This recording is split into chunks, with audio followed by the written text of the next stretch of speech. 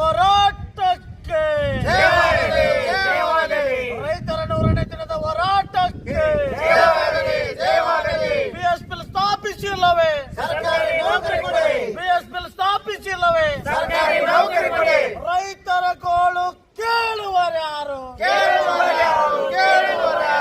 ರೈತರ ಗೋಳು ಕೇಳುವರ್ಯಾರು ಬೋಲ್ಡಾಟ ಕಾರ್ಖಾನೆ ವಿಸ್ತರಣೆ ಆಗಿದ್ರೆ ಈಜಾಗೋಡು ಬಿಟ್ಟು ಕದಲೋದಿಲ್ಲ ಬೋಲ್ಡಾಟ ಕಾರ್ಖಾನೆ ವಿಸ್ತರಣೆ ಆಗಿದ್ರೆ ಈಜಾಗೋಡು ಬಿಟ್ಟು ಕದಲೋದಿಲ್ಲ